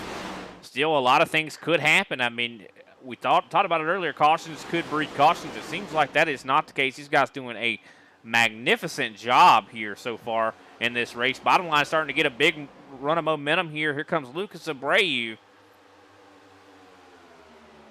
Keselowski's got it. Yeah, Keselowski's he's got to feel solid right there, because Brian's been up front. He won the first 2 stages, and here he is, and he is definitely doing everything that he needs to do to keep Keselowski up front. And I think that has definitely got to be, a little bit of a relief for these guys. Yeah, 100%. I mean, and you don't win 2 stages by accident. Brian Johnson has been one of the faster drivers here all night long. He's put himself in position. I mean, that's what it's all about. We talked about it before. It's all about your decisions, the decisions you make. Brian Johnson has been making all the right ones. Will he make all the right ones here, as we're soon to have 10 laps to go? So if you're Clayton Hoffman, once you get clear of the 9 of Lucas Abreu, do you drop down there? I think Clayton Hoffman will. I think that would be a call to make. I think Al Keselowski's definitely determined to keep that top running. I mean, I like this decision from Al, though. I mean, I think that he's, he knows that top line is working right now, and there is that temptation, like, hey, I could just drop down in front of Lucas Abreu, but I mean, you got your teammates right behind you. You don't want to get away from those guys.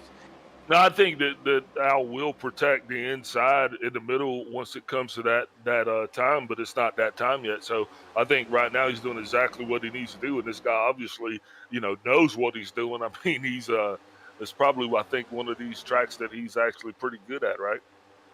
I would definitely say so here, for sure. And one thing about it, it's we're going to see some blocking. I do believe. I think I guarantee you. It's the last lap of the race. That's when the fangs start to come out. Of course, we're not quite there yet, but you can already tell that these guys trying to stay. Why is the 27 on pit road? I am not sure. But you know what's going to happen, though? This is, if you look at the concentration of racing that we've got, this is the first time that we pretty much had one big pack. And with Daytona, with pack racing, this thing can all go. It'll change. Oh, 3 wide, that causes a big one. Looks like Drumhiller is going to get into the wall. Big accident here. A lot of guys have to take a look back at this one. I think it was not Leighton, but I believe it was Heitman. I think Derek Heitman got into Drumhiller. They were kind of 3 wide. I might be wrong, but it was a black car.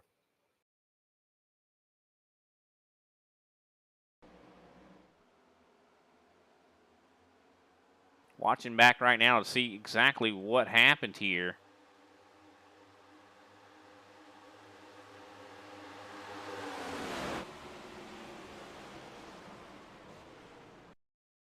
Yeah, Derek Heitman.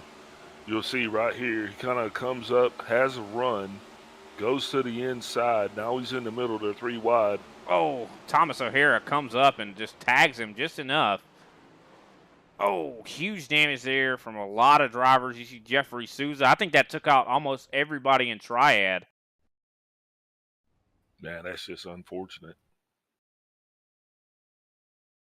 Yeah, you're right. Looks like O'Hara just kind of came up just enough to make contact with the 76 of Heitman, and that sent him in the Drumhiller and just caused a huge chain reaction. It's almost like O'Hara got loose in the straightaway, which is really weird.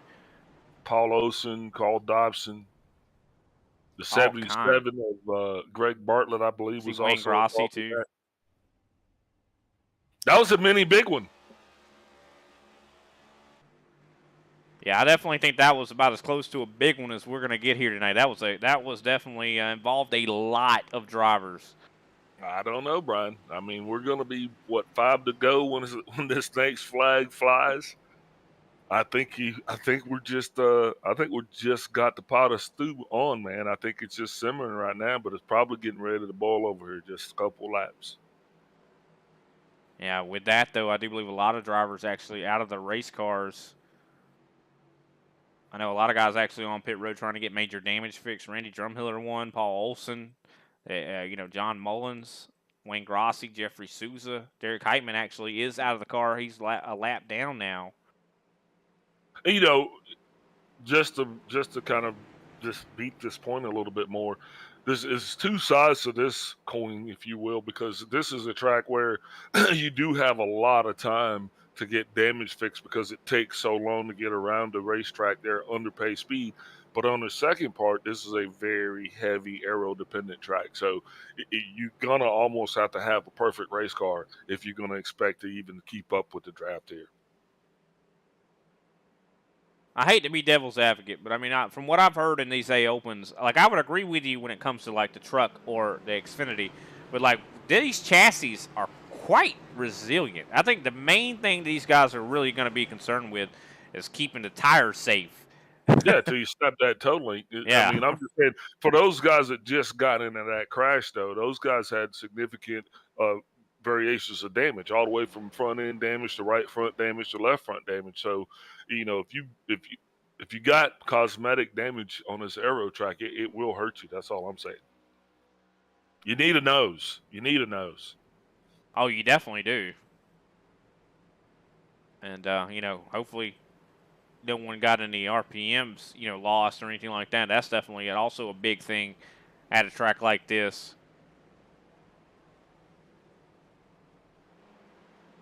But Al Kozlowski out in front. Pace car lights are out. We're getting ready to get this thing back underway. Brian Johnson, he finds himself up on the outside.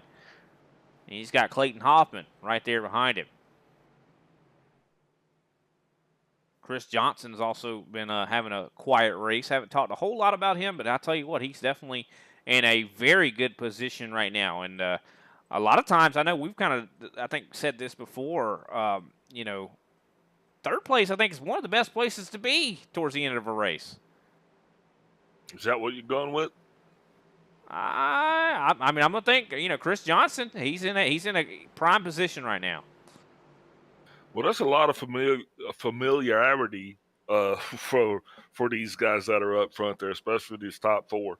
I think they all got quite a bit in common. So the key for them is going to be which lane they want to work at. And, it comes a point in time, I think that's probably going to be 2 to go where, I don't think you see color. I don't think you see teammates or anything at that point. You have to start looking at the gray lines on the track.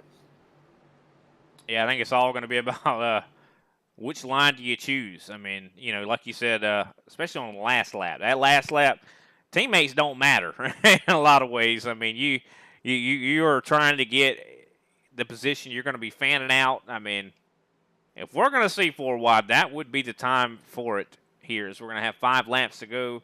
Pace car down pit road, green flag, back out in the air. It's getting ready to get tricky. Definitely is, and definitely some good starts here for the top 4. Clayton Hoffman definitely strong on the throttle there. He really got out there, and that's going to put Brian Johnson right in front of him. Now, you've seen this tandem all night here, so you know what those two are capable of. If they get hooked up and they can actually run, I think Kozlowski will definitely have his hands full. Yeah, but one thing you just saw is, you saw Clayton able to really push that 4 out to the lead for a moment. But one thing about it, you saw that Johnson had a gap there to Clayton for a little bit. That allowed the bottom line to surge ahead again.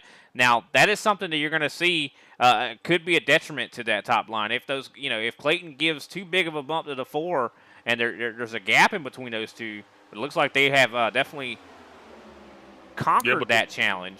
The 12 and the 22, though, just got to tighten it up behind them, man, and you got yourself the makings of a good battle here. Is that top line right now is resurgent as being dominant. Now, that can't make Kozlowski feel pretty good. I think right now he's got to be starting to feel a little bit desperate as we're going to be 3 to go at the line. Yeah, it looks and like there Clayton. He goes in the middle. Kozlowski up into the middle. He is off the pace. What? He throws up.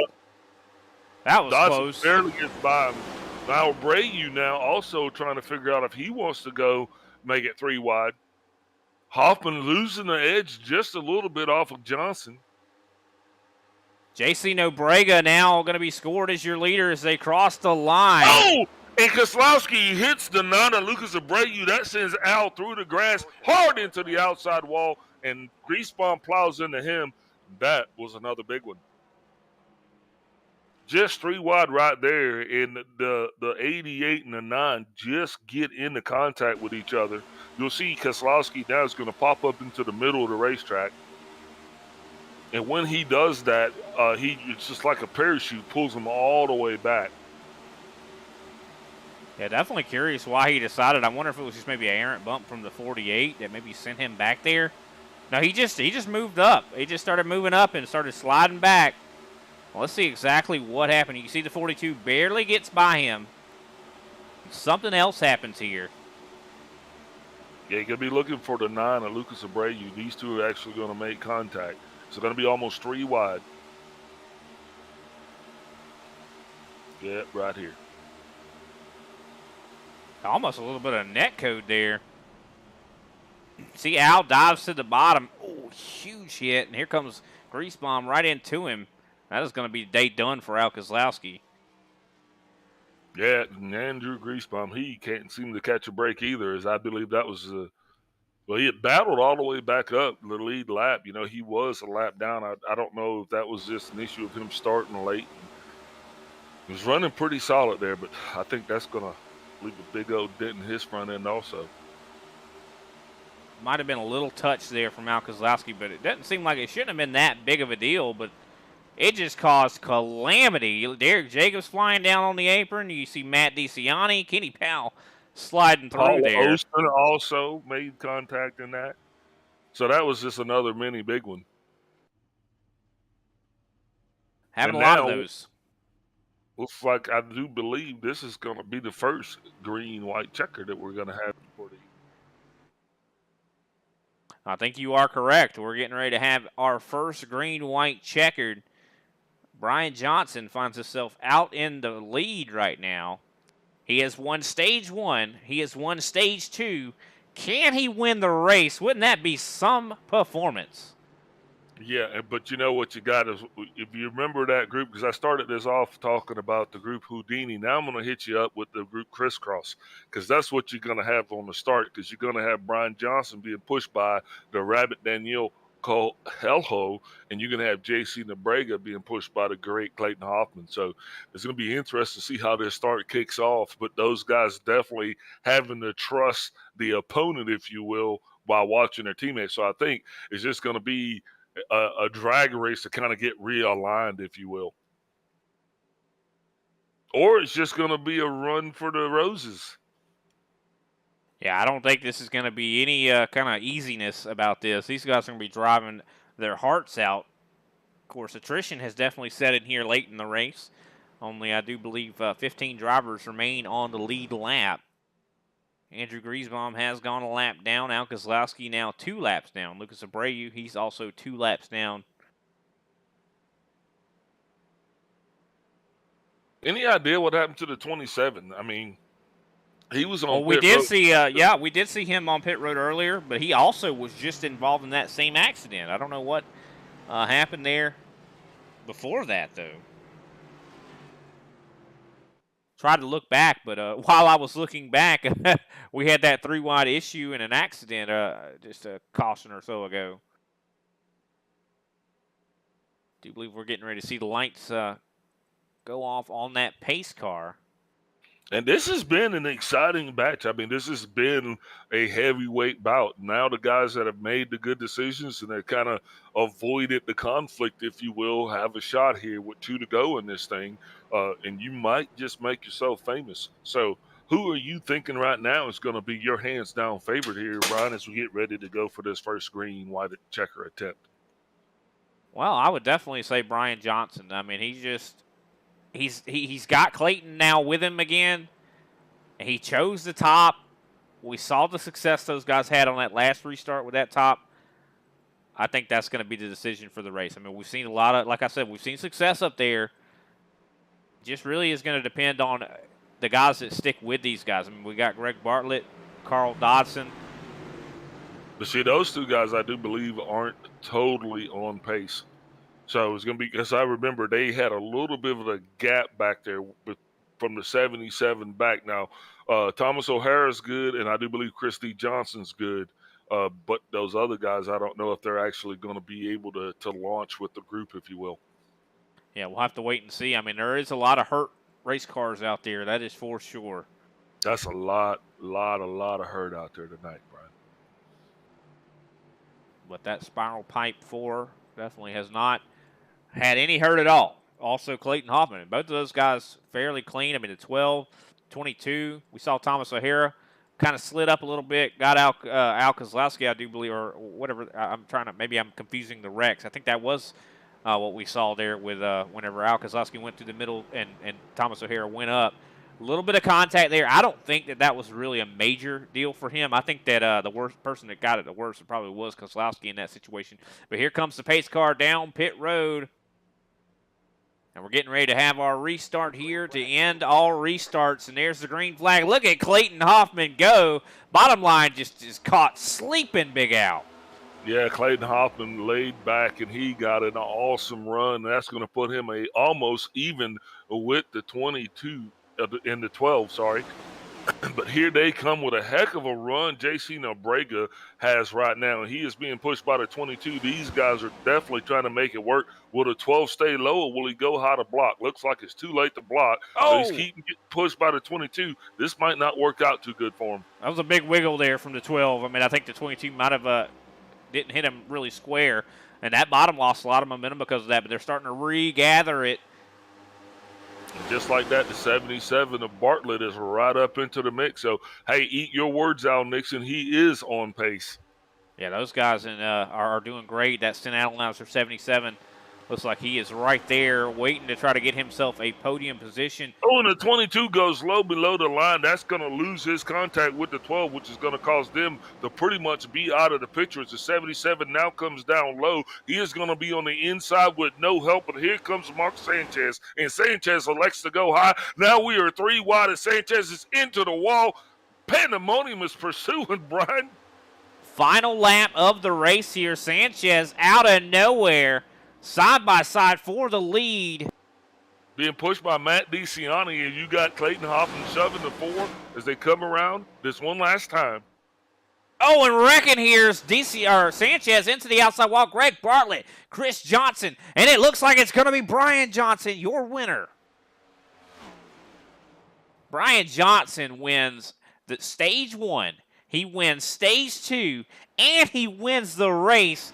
What a performance from that Ford machine. That is an ISCA hat trick for Brian Johnson here tonight as he brings home the win. Wow, that was a finish and a half right there. Those guys are wrecking right pretty much across the line, but Johnson steadfast. And it looks like Clayton Hoffman, I mean, definitely was not upset about pushing him to the win. We talked about him in the points. You know, Clayton has more wins than everybody, so I don't think he minds it. Yeah, definitely not. Brian Johnson, your official winner. Clayton Hoffman, second. J.C. Nobrega comes home in third. Carl Dobson, fourth. Thomas O'Hara, fifth. Matt DeCiani coming home in sixth. Andrew Layton takes seventh. John Mullins, eighth. Wayne Grossi, ninth. And Mark Sanchez rounds out your top 10. And rounding out our finishing here in 11th, Paul Olson, Chris Johnson, huge accident there at the end, finishes 12th, 13th, Danilo Coelho, 14th, Greg Bartlett, 15th, Greg Wychinski, 16th, Derek Jacobs, 17th, Andrew Griesbaum, 18th, Lucas Abreu, 19th, Jeffrey Souza, and rounding out our top 20 here, Al Kozlowski finishing it out here, 22nd, or 21st, I should say, Kenny Powell, 22nd, Randy Drumhiller, 23rd, Derek Heitman, and rounding out our 24-car field here is Don Avery. You can see Brian Johnson out there burning it down, well-earned win. Let's go ahead and take one more step away here, and we'll get our post-race show underway.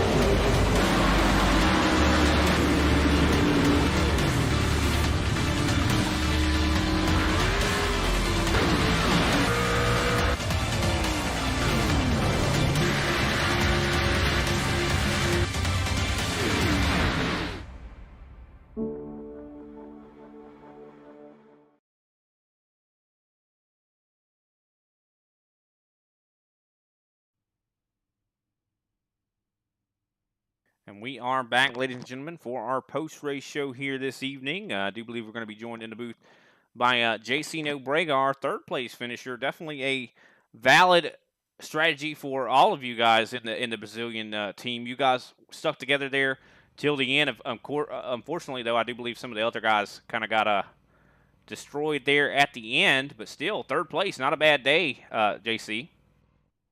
Yeah, guys. Pedro is translated for me. Pedro Paladino. All right, Hi, sounds that's like me. a plan. He I'll didn't get it. translate it But from him. All righty, cool. So could definitely ask him how did the race go? I mean, did it go according to plan? I know third place probably not the best finish that you could have hoped for, but still, I mean, third at Daytona. I mean, you're able to survive. You got to be feeling good about that. Boa noite, Nóbrega. Como que foi a corrida? Foi como planejado? Terceiro lugar não foi o resultado que você queria, não foi tão bom quanto poderia ser, mas mesmo assim foi um terceiro. boa noite, pessoal. Daytona é isso. Eu não sou muito fã, né, de corrida de Super Speedway, mas hoje deu certo. Estou feliz com o resultado. Vai ser bom para o campeonato. E é isso. Vamos para Darlington tentar alguma coisa a mais. He said that's Daytona. He doesn't like super speedway, so third place was good for him. Yeah, definitely can't be too upset with that. Just considering, I mean, we saw a lot of guys suffering from attrition out there. So I definitely can understand not liking the super speedways. I like to call these races and watch y'all have to deal with that for sure. So definitely a good day. Can you ask him how he prepared coming into this race? Did you guys practice a lot? Como que você se preparou para essa corrida? Como não gosto de Super Speedway, eu treino muito pouco, sabe? Eu tenho que agradecer ao ajuste da EPI, que estava muito bom, e aí a gente conseguiu evoluir bastante durante a corrida. Yeah, like he said sooner, he hates super speedway, so he doesn't like train a lot for that. But he just needs to thank API, Elite Performance Industries, for the amazing job on the setup. All right, well, definitely love to hear that. Since he's already shouting out guys, who else can we shout out tonight for that third place performance? Quem que você pode agradecer mais por esse terceiro lugar? Thank you for all and my team, e o Race BR. Thank you for my sponsors, Real Drive, M7 Help Volantes, Extreme Sim Race, and Motorbull. All right, well, we definitely appreciate it. And I think I might have accidentally skipped over one of our questions here. How are you feeling about Darlington? I think that's a big question. Como que você está se sentindo sobre Darlington? Darlington já é uma pista que eu gosto mais e tenho bons resultados, então a expectativa é enorme e estou muito ansioso para ver como é que vai se comportar o carro, como é que vai se comportar o ajuste da EPI. Yeah, Darlington is already a track that he likes, and so he will train like hell and hope for a good result. I love to hear that, man. Such enthusiasm. Can't wait to see JC Nobrega there at Darlington. We appreciate your time, and we'll talk to you next week. Thank you, guys. That is JC Nobrega being translated by Pedro. We appreciate your time also, Pedro. Next up, Big Al is going to have Clayton Hoffman, our second place finisher. What? I get to interview Clayton Hoffman. Hey, Clayton, this is Big Al up in the booth, man. I don't usually get to talk to you because you're usually in the number one slot. But tonight, you actually came home second, man. So you were doing your due diligence as a teammate, and I'm telling you, doing a heck of a job pushing back there. Was that your strategy, or it just kind of worked out that way? Yeah, it just kind of worked out that way. Found out early in the race when I was, pushing Brian that we were able to fend off that high line.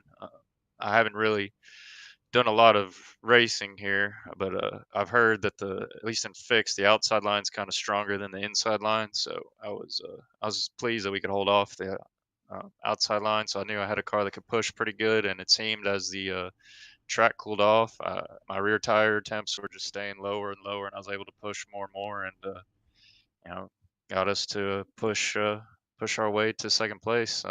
I should have gone for a move there earlier, but I was just so worried after that big run that Mark and Matt had on the backstretch. I was just watching my mirror until we were pretty much in the trial, and by that point it was just too late. Yeah, some pretty crazy runs out there tonight that the guys were actually picking up. So, you did actually, you guys were super fast, both high and low.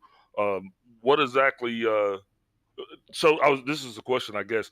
Is it feel better to not have to worry about the car overheating?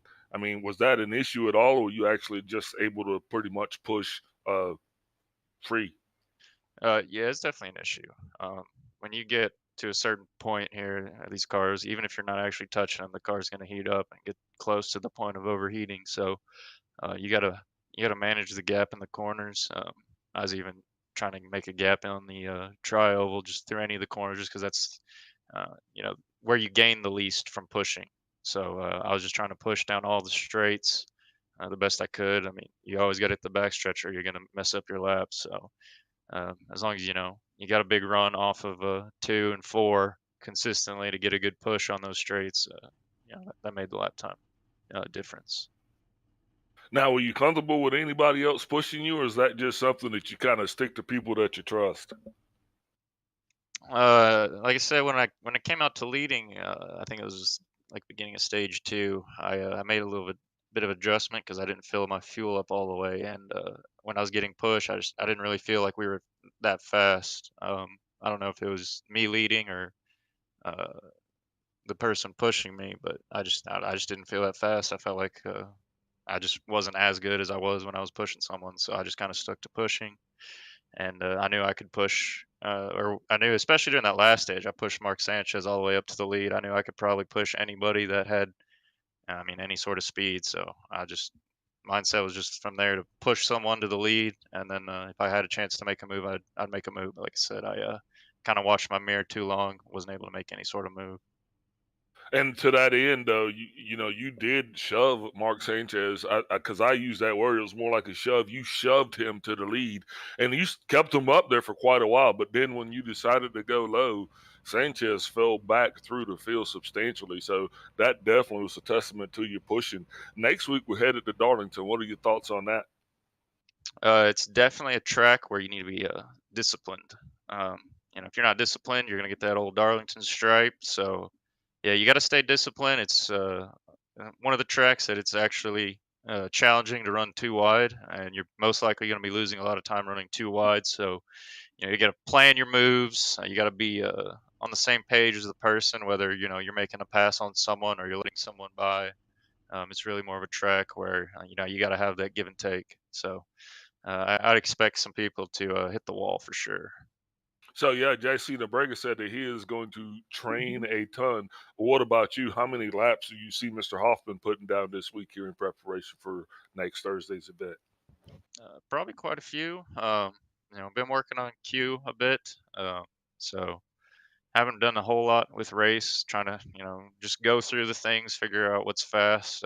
Some things were different about Darlington, or some things that I didn't expect, or some things I expected to work didn't work. Some things I didn't really think would work seem to be working. So Darlington's not like the other mile and a halves. I mean, it's not a mile and a half either, anyways. But it's setting up for it's just a lot different. Well, awesome. So you got any predictions of where we'll see you finish next week? Uh, if I don't self spin like I did when we were here earlier this year, probably in the top 5. Well, all right. I'll hold you to it, sir. Before we let you go, though, who we shouting out tonight? Uh, Shout out to ButtKicker for sponsoring the series, and it looks like they sponsored the race as well. So big thanks to them. Thanks to you guys in the booth. Thanks to Legacy, Reaper Speed Labs, Green Mountain Grills, Blackstone Management, and just a lot of guys that support us. So I couldn't do it without some other teammates. Had some other guys help on the set this week. Found some speed in the race set, but like I said, I thought I'd be better in the lead than I actually was, but I was just so good pushing it, more than made up for it. Well, congratulations again on that top 3 finish. Second place, probably not the win that you wanted, but man, you pushed your teammate all the way to the end, and Thank you again for your time, sir. You have a good evening. Thank you. And that was our second place finisher, Clayton Hoffman. Definitely had a fantastic race. Was one of the best pushers we saw all night long. But next up is going to be Mr. Consistency himself, Brian Johnson. Won stage 1, he won stage 2, and he wins the race. I mean, how do you do that at Daytona, Chris? Or Brian, I'm sorry. It's all luck and having a few friends out there.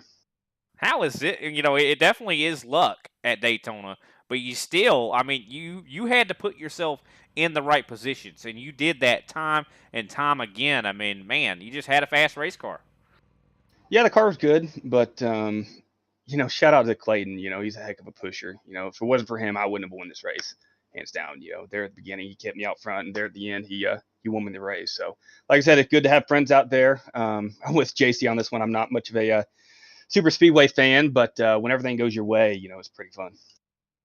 Yeah, definitely seemed like a whole lot of fun. I mean, you never really saw too much, problems around you. I mean, it seemed like you were safe pretty much all night long. You can't say that for a lot of the other drivers out there, but I mean, how did it feel? You think, or how much weight do you think that qualifying position really put, or Oh, it was pretty help out? huge. Yeah, it was pretty huge. You either want to qualify top 5, start up front, or start in the back. I usually start in the back, at these races, but felt like I had a pretty decent qualifying set. Worked on a little bit yesterday and a little bit today, so I was able to get the outside pole by Clayton, and we were able to stay up there. Yeah, it seems like you guys definitely work together quite a bit. I mean, is that something that you might have practiced before, in preparation for this? I mean, kind of with Clayton, or was that just kind of spur of the moment helping each other out? Yeah, a little bit of both. It's spur of the moment, but we practiced a little bit before the race, bump drafting and leading and whatnot. So that did help. So you definitely found your dance partner. You definitely seems like it. I mean, man, you guys were such a dynamic duo. I mean, you guys could keep the lead on the top line and the bottom line. I mean, you showed speed on both. I mean, which line did you actually prefer? I prefer the low line because it's safer, but once the sun goes down, that top line, if you get somebody like Clayton behind you and hooked up, I mean, you get rolling around the top, and nobody contend on the bottom. So that's exactly what we did, and we were able to hold the lead. Yeah, definitely. That is an understatement. You held the lead for quite a while. Actually led, I do believe, 32 laps out of this 80-lap race. Probably more than anybody, that's for sure. And, I mean, how much confidence does this build for you? A little bit. It always feels good to win, right? But then again, it's a super speedway, so you can't really compare it to a track like Darlington next week. That track's going to be a lot trickier. It's going to take a lot more braking, a lot more skill, a lot more give and take. So that it is a little bit different too from what I've heard. Maybe adding a little bit of grip in some places, but still, you can't. You can't just go into Darlington like you can at Daytona. I mean, a lot of people can come into Daytona and be like, "Oh, I didn't practice at all." You have to practice at Darlington. I mean, so do you foresee putting a lot of time in? Yeah, we'll see. We'll see what we have going on next week. That's definitely a track you have to practice at. So I'll have to make some time and do some laps, and we'll see what we can do. Well, we have no doubts you'll be right up there in contention there. Definitely a great race to you here for this win here tonight. Definitely, I mean, it's been a little bit of a drought for you winning lately, hasn't it? Yeah, a little bit. I think I won one, a couple of weeks ago. It would definitely be good to be back to victory lane. I mean, and I'm sure you got a lot of people out there watching. Anybody you want to shout out tonight after this victory? Yeah, absolutely. Shout out to Clayton for the push. Without his push, I wouldn't have won this race. So big shout out to him. Shout out to you guys up in the booth. You guys do a fantastic job. Kenny Powell, ButtKicker, Southern Spiral Pipe, and also the guys at G&G. All righty. Well, definitely covered all the bases there for sure. We appreciate your time, Brian, and congratulations on this dominant win. I mean, pulling off the hat trick here at Daytona. Can't wait to see what you bring out here at Darlington. And we'll talk to you later. Appreciate your time. Thanks, man. Take care. That was Brian Johnson, our race winner here tonight for the ButtKicker 200. And what a race it was. I mean, saw side by side, 3-wide action, pretty much the entire race. Someone was trying to make something happen. And man, was it exciting. Big Al, any final thoughts? Yeah, man, it was like a cookout at a trailer park. You know what I mean? A little bit of something for everybody. But man, did not disappoint. Thanks to the sponsors. Thanks to you too, Brian. Man, it was awesome calling the race with you. Can't wait to do it again on Saturday night. And that's all I got. Yeah, definitely looking forward to Saturday night for sure, as we're going to be racking them and stacking them again around 9:30 p.m. Eastern Standard Time. That's when we'll be probably around there. We'll be hitting the green flag. Of course, we'll probably be starting to broadcast a little bit before there or then, so make sure you tune in. Definitely can't wait to see these guys tackle Daytona and meet a little bit different guys too. So could we see some different winners? Some new winners. Definitely was exciting tonight. I mean, really up in the air. Who's going to be able to bring home the victory? And make sure you tune in, and also make sure you tune in next Thursday as we continue the ButtKicker Cup and Super Cup Series at Darlington. That one will be starting at the same time as tonight's race. And we appreciate everybody out there tuning in. Also, shout out to ButtKicker for sponsoring the season and this particular race here tonight. And we'll see you next time, ladies and gentlemen.